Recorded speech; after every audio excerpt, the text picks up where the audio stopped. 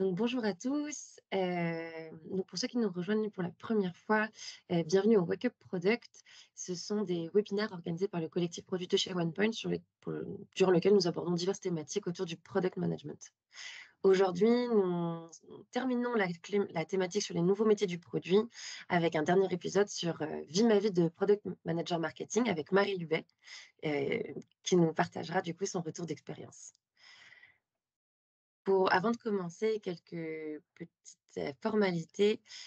Pour la bienséance, et garantir la qualité de l'échange, nous demandons du coup de couper les micros et les caméras. En revanche, si vous avez des questions, n'hésitez pas à les poser dans le chat, tout au long de la présentation. Nous avons prévu un temps de questions-réponses à la fin et nous y reviendrons.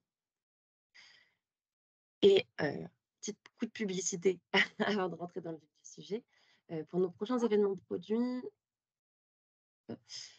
du coup, le jeudi 14 mars, nous avons le plaisir de démarrer une nouvelle thématique sur les spécificités produits, où nous parlerons du product dans le domaine de l'IoT, avec la thématique «Comment naviguer à la frontière du physique et du digital». Du coup, vous découvrez les spécificités de l'IoT et surtout le quotidien d'un product owner et d'un product manager dans ce domaine. Ensuite, comme j'ai fait un peu la publicité la dernière fois, le 25 avril, nous avons, un pardon, un atelier physique dans les locaux de OnePoint, le Product Incorp Summit 2024, durant lequel nous avons le plaisir d'organiser des séances, des talks et des ateliers avec des décideurs du product, durant lequel vous aurez des retours d'expérience et des ateliers pratiques pour repartir avec des choses concrètes à mettre en place dans vos organisations. Et donc maintenant, je propose qu'on rentre dans le vif du sujet. Vincent Martinez et moi-même, on a le plaisir d'accueillir Marie Lubeck, que je vais laisser te présenter. Merci beaucoup. Je suis, déjà ravie de pouvoir participer, à ce meeting ce matin. Donc merci beaucoup, WinePoint, Béatrice, Vincent pour, l'invitation, au Wake Up Product. Voilà, donc du coup, comme, on l'a dit un peu plus tôt, moi je suis Marie Lubet, je suis Senior Product Marketing Manager. Avant d'arriver chez Decathlon, il y a à peu près, 6 mois, j'avais fait mes premières armes, dans le product marketing management, au Bon Coin, pendant 5 ans. J'avais pu travailler avec les équipes produits, notamment sur des stratégies B2C pour accompagner le lancement de la livraison et du paiement en ligne sur les catégories mode, maison, loisirs, multimédia. Puis sur la réservation en ligne, sur, les vacances et enfin, sur le marché immobilier, sur des offres de gestion locative. Du coup, je suis là aujourd'hui pour vous parler, du product marketing, management chez Decathlon et tout particulièrement de mon quotidien, parce qu'en fait, vous verrez entre, les différents rôles, en tout cas entre les différents product marketing managers qu'il y a chez Decathlon, on a un peu des rôles différents en fonction de nos outils, de notre maturité, produit. Donc moi, je vais vraiment focaliser, sur, mon expérience, personnelle. Mais n'hésitez pas à poser des questions, sur, les autres ou, je donnerai quelques exemples, au fur et à mesure, de la présentation. Moi, j'ai vraiment effectué un virage de mon audience, cible, finalement en arrivant chez Decathlon, en passant du B2C aux outils internes, d'une entreprise tech à un retailer. Aujourd'hui, la majorité de mes missions, elles sont tournées vers une application web, à destination des collaborateurs managers en magasin. Donc c'est les directeurs, les responsables rayons, les responsables d'exploitation. Cet outil, il est disponible dans plus de 70 pays pour qu'ils puissent tous prendre des décisions, étayées par de la donnée. Donc c'est des données sur des stocks, sur, des prix, donc sur les marges des produits. Et ils peuvent aussi en parallèle réaliser des actions clés, donc ouvrir, fermer leur magasin, commander des fournitures, commander des produits. On a environ entre 30 000 et 40 000 utilisateurs, chaque mois. Aujourd'hui, chez Decathlon, une des plus grosses priorités, c'est vraiment d'essayer de réconcilier, le business et le digital. Et une de ces méthodes, en fait, c'est de passer par, l'arrivée des product marketing managers, dans cet écosystème, digital. Mais je ne peux pas vous parler, du product marketing management, d'un point de vue opérationnel sans vous donner, de contexte global sur, Decathlon. Comme vous le savez sans doute, c'est une entreprise internationale avec plus de 1 700 magasins, 105 000 collaborateurs dans plus de 70 pays. Et finalement, la brique digitale, de Decathlon, elle a été lancée il n'y a pas si longtemps que ça, en 2018. Et du coup, nous, on arrive, finalement, de manière assez récente puisque notre CPO venant des US, en fait, en 2022, a porté, le besoin d'avoir un vrai trinôme au sein du produit. Donc, Product Management in Design, donc pour travailler en synergie, avec, ces équipes-là. Nous, on est l'équipe Product Activation et on échange avec énormément de parties prenantes, en interne, donc dans l'écosystème digital, comme vous pouvez le voir, ici, mais aussi, au-delà, avec, les marchés et nos utilisateurs, finaux. Il y a une vraie croissance exponentielle de ce rôle, au sein de Decathlon, puisqu'en fait, ils étaient 2 dans l'équipe, en 2022. On est plus de 20 aujourd'hui. Alors ça fait croissance énorme, oui. Après, à mettre en perspective aussi du nombre de personnes qui travaillent aujourd'hui dans le digital, chez Decathlon. Donc, on a encore, du potentiel, sur de la croissance, pour adresser, des, nouvelles, problématiques. En tant que PMM, on fait face finalement à plusieurs challenges au sein de Decathlon, qu'on partage sans doute, en partie avec, d'autres entreprises. Un premier élément qu'on partage sans doute pas, c'est un élément clé de la culture, Decathlon, c'est le principe de subsidiarité. Le principe de subsidiarité, c'est finalement celui qui est le plus proche de l'impact, qui a le plus d'expertise, qui va prendre la décision. Alors ça, on peut le voir, dans notre offre de produits physiques en magasin. Ça a ses avantages. On a des produits qui sont pertinents, on a des fonctionnalités qui sont utiles. Par contre, en fait, ça peut avoir des problématiques, notamment concernant, le fait de faire peu d'économies d'échelle, le fait d'avoir énormément de produits qui sont développés, puisqu'il y a, du travail qui fait finalement en silo. Des équipes peuvent ne pas se parler. Aujourd'hui, pour vous donner un exemple, il y a plus de 10 outils qui peuvent être utilisés par jour en magasin par les managers. Ces collaborateurs, ils peuvent perdre du temps, voire même ils peuvent ne pas utiliser des produits qui pourraient être pertinents pour eux, parce qu'ils les connaissent pas ou parce qu'ils les maîtrisent pas bien. Un autre élément, que vous connaissez sans doute, c'est, des problématiques dans la priorisation des projets. On a des parties prenantes qui vont venir souvent avec des solutions et non pas avec des besoins parce qu'ils connaissent assez peu finalement, les méthodes de travail, côté produit. Il y a aussi, peu de données, et peu de tracking, qui, en fait, nous permettraient finalement de challenger ces solutions pour essayer de les transformer, en besoins. Il y a peu de culture de la veille et du benchmark et une maturité produit qui dépend vraiment, enfin, qui est assez inégale et qui va vraiment dépendre, des équipes, en interne.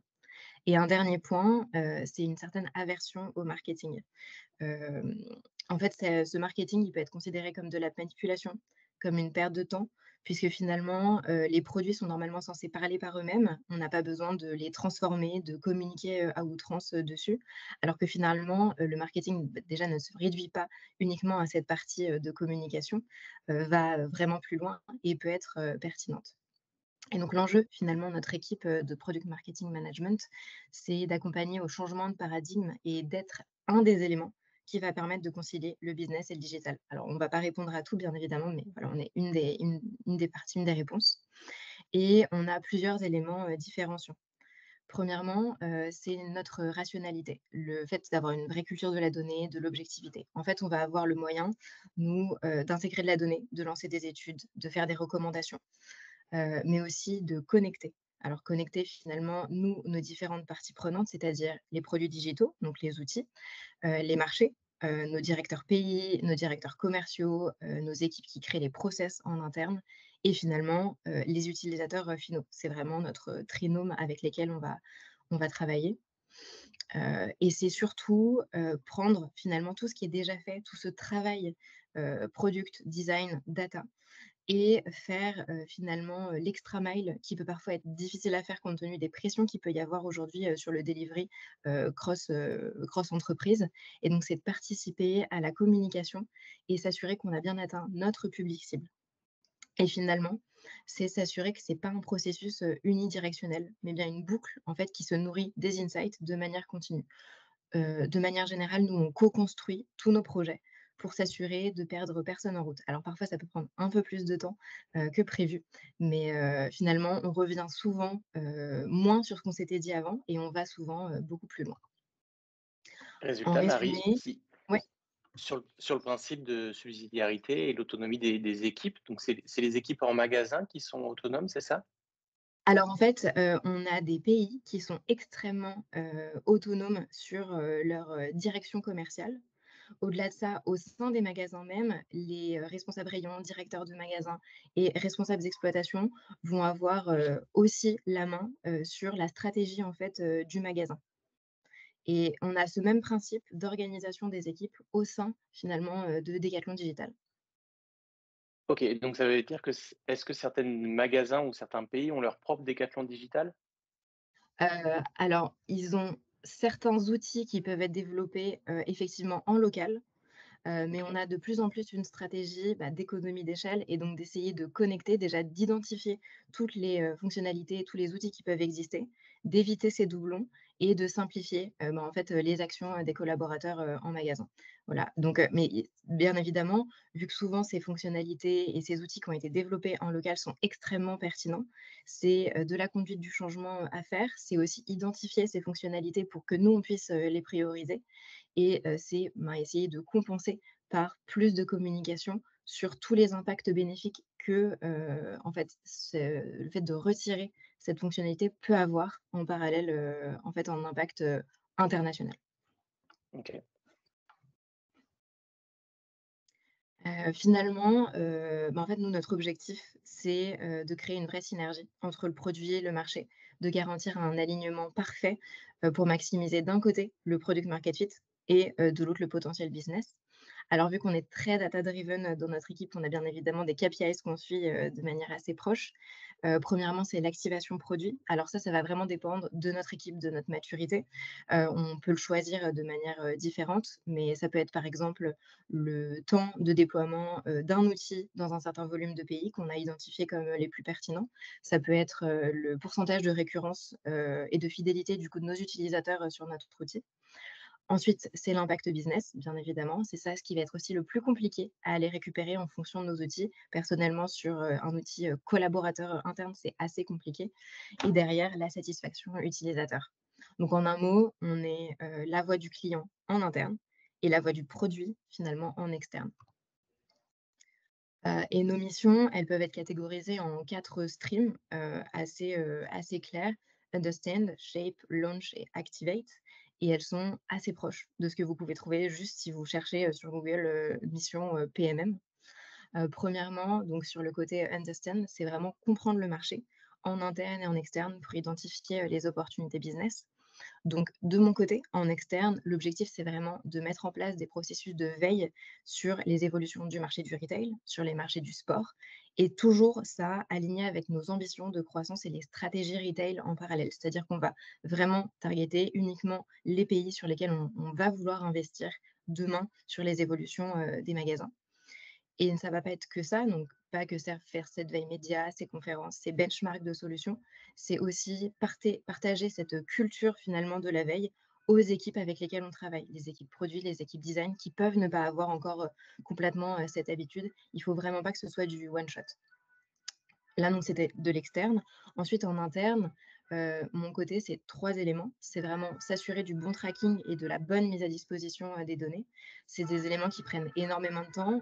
Aujourd'hui, moi, mes missions, elles sont très orientées sur le produit, pour finalement arriver, je l'espère bientôt, sur des données un peu plus, business pour, comprendre un peu comment se comportent les utilisateurs, quelle valeur ça a et sur quel, produit. Ensuite, ça va être de mettre en place des processus de récupération, des besoins, auprès de nos différentes parties prenantes. Donc c'est nos directeurs pays, nos directeurs régionaux, nos utilisateurs, finaux. Donc c'est beaucoup de types d'utilisateurs avec qui on va parler vraiment de manière, différente et c'est toujours se tenir au courant des stratégies de développement à l'international. C'est-à-dire que moi, je travaille dans l'écosystème, Decathlon Digital, mais il faut que je récupère bien évidemment les stratégies retail, les stratégies process et RH pour s'assurer qu'en fait, les stratégies qu'on va mettre en place répondent bien à ces enjeux et ne font pas que des remontées en fait, de la part, du terrain. La deuxième partie, c'est le shape, donc c'est définir le meilleur positionnement, la proposition de valeur la plus claire et la plus impactante et surtout définir le bon marché cible. De mon côté, c'est vraiment d'identifier les caractéristiques distinctives, en fait, de la solution, de la fonctionnalité, par rapport à ce qui existe déjà en interne. C'est d'identifier aussi le bon canal, donc le bon outil sur lequel mettre cette fonctionnalité. Et donc ça passe bien évidemment par de la récupération d'insights. On va pouvoir aussi faire des tests de formulation sur, le messaging, donc via des études quanti, quali. Donc ça, on travaille toujours en synergie avec les équipes product et design. De mon côté, je suis jamais seule en fait, sur les projets. Ensuite, ça va être de l'organisation aussi d'ateliers. Par exemple, la benefit ladder qui va nous permettre d'identifier, les caractéristiques, précises en fait, des outils et ce sur quoi on va pouvoir, appuyer et bien évidemment la création de livrables pour s'assurer que tout le monde ait bien accès à ces informations. La troisième partie, c'est le launch. Donc, c'est définir, planifier, orchestrer la stratégie sur le marché. Donc, on va pouvoir accompagner pour choisir le bon pays de déploiement, notamment tout ce qui est très orienté KPIs, plutôt que par des relations qu'on peut avoir avec certains pays. C'est aussi choisir les bons canaux, les bons moments de communication et les bons messages. Et lorsque le lancement est fait, c'est de s'assurer d'être bien connecté à l'équipe locale pour récupérer les remontées terrain. Donc ça, c'est vraiment de la coordination des équipes.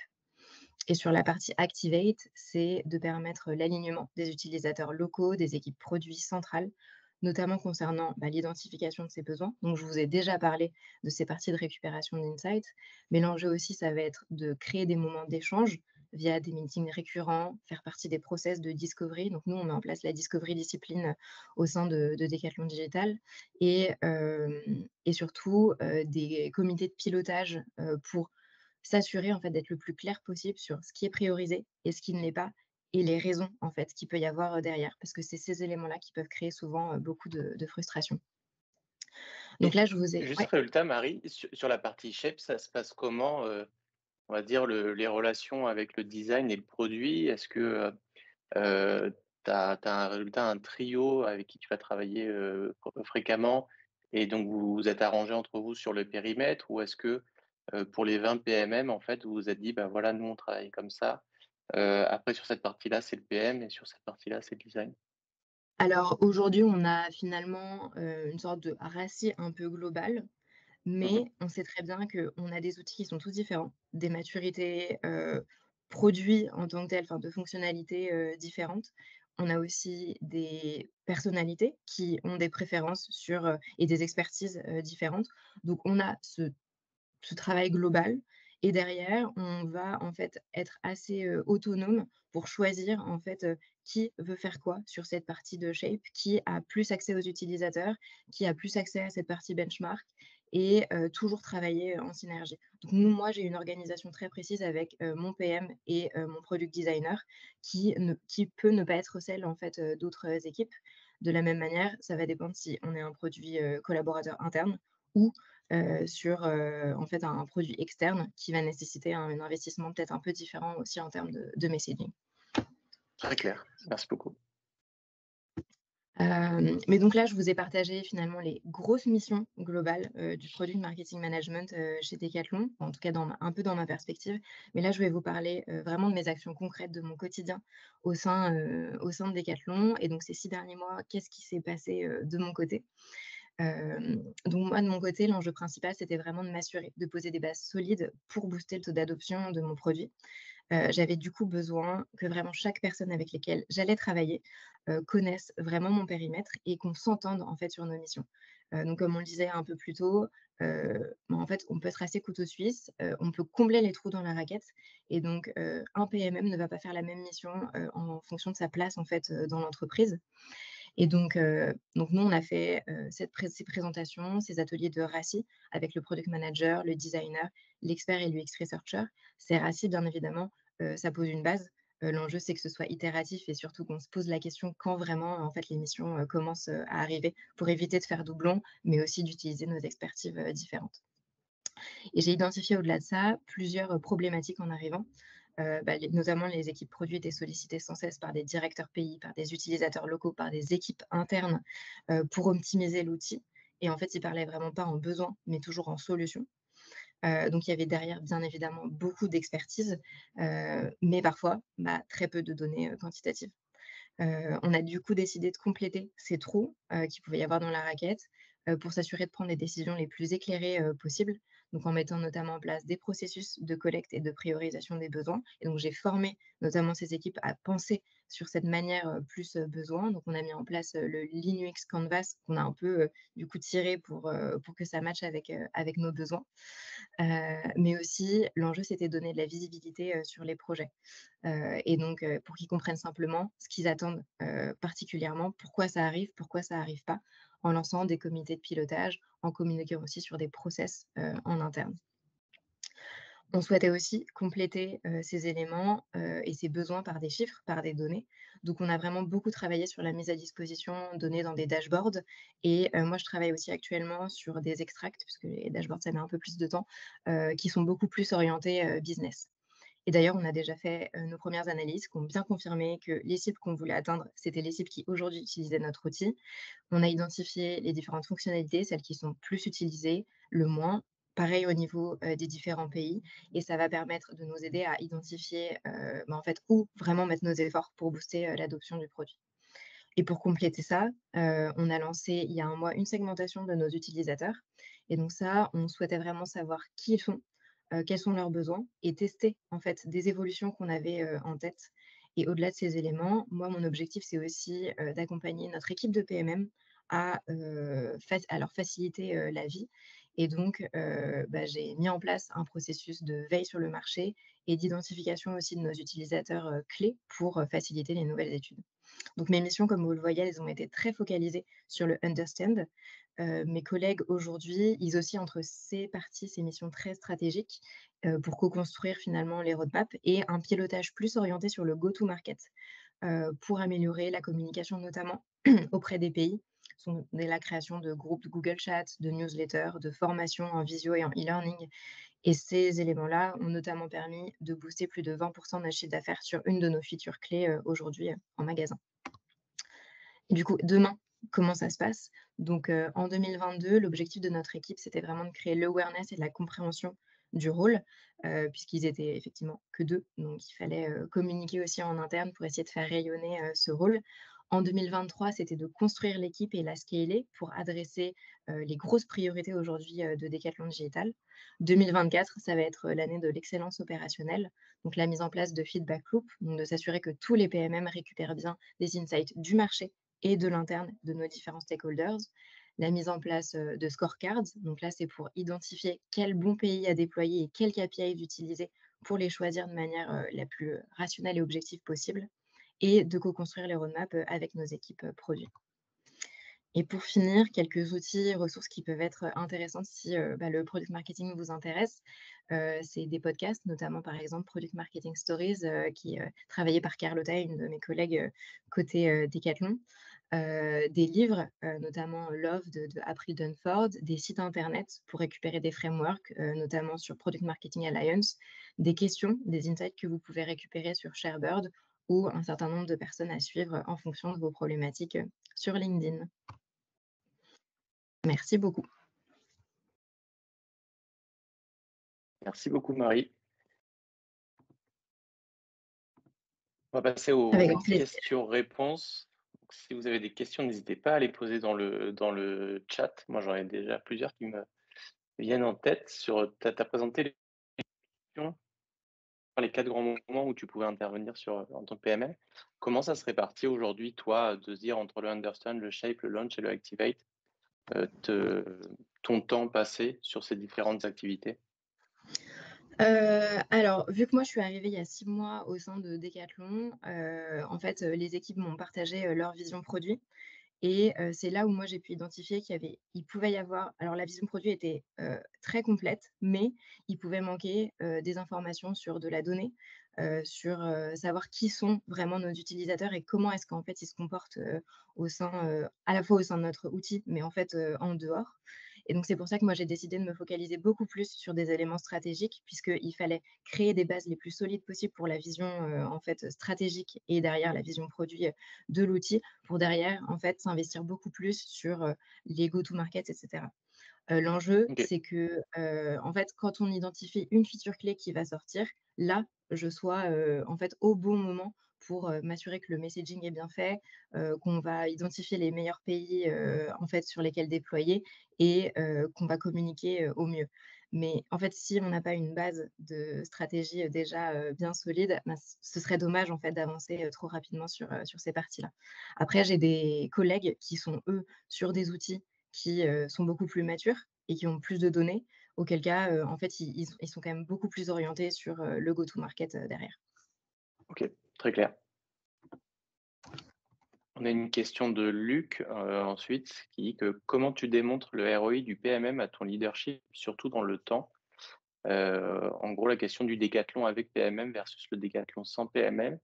Et ça me fait penser à une autre question aussi que j'ai eue, qui était comment, quand vous êtes arrivé, comment ça s'est passé avec les équipes, enfin, quel a été l'accueil des équipes product et design au global, quoi? Alors de mon côté, quand j'étais, chez Leboncoin, c'était assez compliqué, de mettre en place cette collaboration, puisqu'il y avait cette peur qu'on récupère en fait, des périmètres et des responsabilités, en fait des PM. Et de manière assez, étrange, quand je suis arrivée chez Decathlon, tous les PM avec lesquels j'ai travaillé étaient très ouverts et très demandeurs en fait, de notre apport en termes de data, de rationalité, de, de marketing.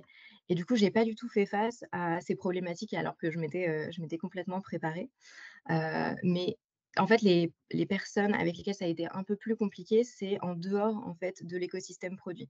C'est des équipes qui avaient l'habitude de parler en direct aux équipes, produits et en fait, moi, maintenant, je me mets au milieu pour leur expliquer qu'il faut changer leur manière de communiquer, qu'on va pas leur en apporter moins, mais par contre, on va essayer de leur apporter mieux. Et c'est là où, de notre côté, le twist à réaliser, c'est de leur apporter de la valeur, le plus rapidement possible sur un projet clé, sur un KPIs clé qu'ils voulaient faire bouger et c'est surtout de s'assurer de communiquer en toute transparence à chaque étape, des projets pour s'assurer qu'on les tient pas, en fait, à distance, que ça ne devient pas, en fait, une, boîte noire. Et pour, répondre à la question, sur, comment est-ce que je démontre, l'impact au niveau, de mes équipes. Alors bien évidemment, au niveau des managers, c'est beaucoup plus simple de démontrer, l'impact sur, des fonctionnalités qui rapportent du chiffre d'affaires. Donc, on a des fonctionnalités qui rapportent directement du chiffre d'affaires, en magasin et on a pu voir la différence entre avant le PMM et après le PMM, ces évolutions-là. Par contre, moi, pour des outils, collaborateurs en magasin, je vais être beaucoup plus orientée sur, qu'est-ce qui peut manquer aujourd'hui, en termes d'études? Qu'est-ce qui peut manquer aujourd'hui en termes de livrables? Et demain, je l'espère, réussir à créer ces liens entre les fonctionnalités produits et l'impact business. Donc je l'ai sur quelques fonctionnalités, mais je l'ai pas sur tout. Mais oui, c'est vraiment, une des missions qui est finalement le plus compliqué et avec lesquelles, on essaye de partager avec, d'autres entreprises pour, savoir comment faire. Je sais pas si Béatrice, on a le temps de prendre une dernière question ou pas? Oui, Là, je on pense arrive qu'on au prend bout. la dernière question. Il y a une OK. question complémentaire de Luc et la tienne aussi. On va aller avec Luc.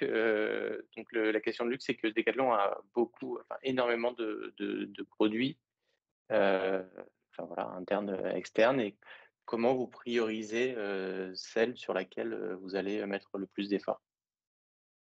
Alors aujourd'hui, on a des priorités, d'entreprise, déjà des stratégies au niveau du retail, des stratégies au niveau, du digital, global et derrière au sein du digital, ben, en fait, quand on a identifié, les 3 items clés, par exemple le dynamisme commercial sur lequel il faudrait qu'on travaille et ben, c'est là où en fait on va nous positionner et de trouver un équilibre entre, nous positionner à la fois sur des features qui bien évidemment peuvent, directement avoir de l'impact sur du chiffre d'affaires pour prouver, l'impact positif sur du court terme mais derrière aussi, comme moi, me focaliser sur des produits, et des moments, en fait, plus stratégiques, mais qui vont rapporter du chiffre d'affaires, sur du plus long terme. Ouais, donc c'est toujours ce travail de OK, d'équilibrer.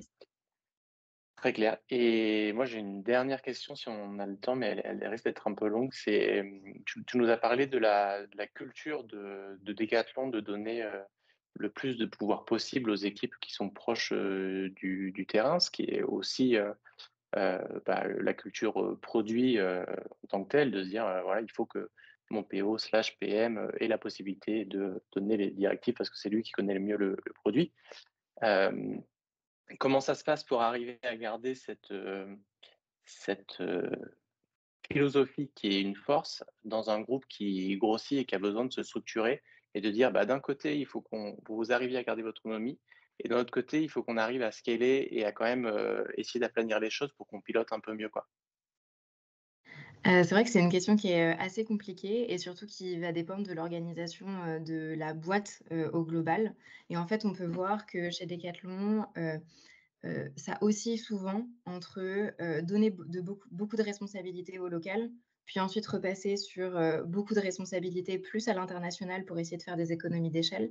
Et donc, notre rôle aujourd'hui, c'est de s'assurer de créer en fait ces canaux de récupération, d'insights depuis le terrain jusqu'à nous. Donc déjà pour garder, pour toujours donner la possibilité aux équipes locales, en fait, de prendre des décisions et qu'on puisse développer des fonctionnalités qui leur correspondent complètement. Et derrière en fait, si c'est pas le cas, d'essayer de créer des instances de communication. Alors là, par contre, c'est un beau challenge pour essayer de trouver le bon canal, pour leur partager des informations, pour que derrière, ces équipes puissent connaître les raisons pour lesquelles ces éléments ont été priorisés et les autres non. Par contre, en termes de, choix, sur, les fonctionnalités développées par, les PM, par, le product design, ces éléments, généralement, les équipes gardent la main énormément et ça ne change pas en fait, en fonction des moments et des pays. Donc du coup, ça reste le noyau, central et dur, au sein de Decathlon. OK, très clair. Bah, je crois que ça y est, on a dépassé le temps, Béatrice. Oui, merci beaucoup. Merci à tous pour votre participation et surtout merci à toi, Marie, pour ce précieux retour d'expérience. Bah, j'étais ravie. Merci à vous, pour toutes vos questions et pour cette, invitation. Et puis Merci beaucoup. merci beaucoup Marie et bonne journée à tout le monde. Bonne journée, au revoir.